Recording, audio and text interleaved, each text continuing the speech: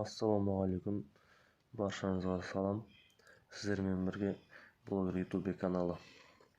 Канал ұнаса лайк басып тіркеліп кетіңіздер.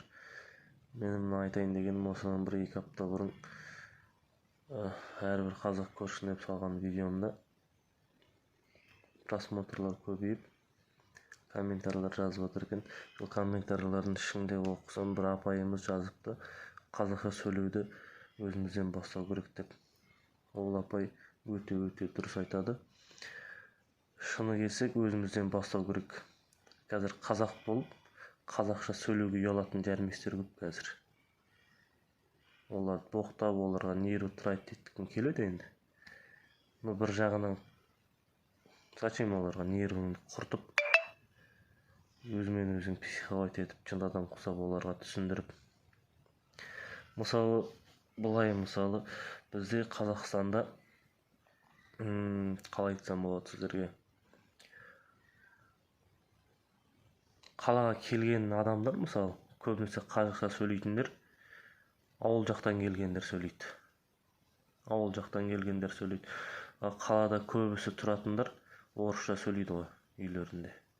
Оны өсіп келетқан кішкентай балалар бар емес па? Олар да орысша сөйлейді. Содан кейін болды емес па? Қалай сонда қазақшаны қалай сөйлейді, одан ертең қазақ тілін қалай құрметтейді?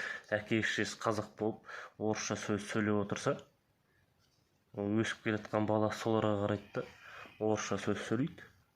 Одан кейін болды. Сонымен болды емес па? Сол үшін өзімізден бастау керек.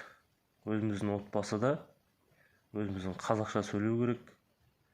Балаларға қазақша үйрету керек, қазақша оқуды үйрету керек. Сонда ғана қазақ тілін дамыта аламыз деп ойлаймын. Мысалы, мен қазір өзім жұмыс істеп жүрген жерде орыстармен бірге жұмыс істеймін. Біздің бастығымыз да орыс. Оған мен барып айтпаймын, мысалы, қазақша сөйле деп, ол наоборот менен үйренгісі келеді. Жанымда жүрген 2 напарнигім бар, орыс. Олар білет қазақша. Мен олардан әдейі сұраймын ғой осылай, миларына қойып: сендер осылай неге осы қазақша сөйлейсіңдер, анау-мынау деп. Орысша сөйлеген кезде жақсы сөйлейсіңдер де, қазақшаға келген кезде тупить етесіңдер ғой деп. Напарниктарым айтады: біз сөйлей аламыз, қазақша сөйлейміз деп. Сөйлеуге тырысады олар. Біздің бастықтың жанында жүргендер де, сөйлеуге тырысады орысша. Мысалы, мен бірдеңке айтсам, маған өйтіп қоймайды да, требование: сен маған орысша айт деп. Мен қалай айта аламын, солай айтам оған. Қазақша болса қазақша айта салам, или орысша болса орысша айта салам. Тілім келмей жатса, мысалы, тілім келмей жатса қазақшалап бере салам. Жанымда ғана орыстар, соған аудара салады.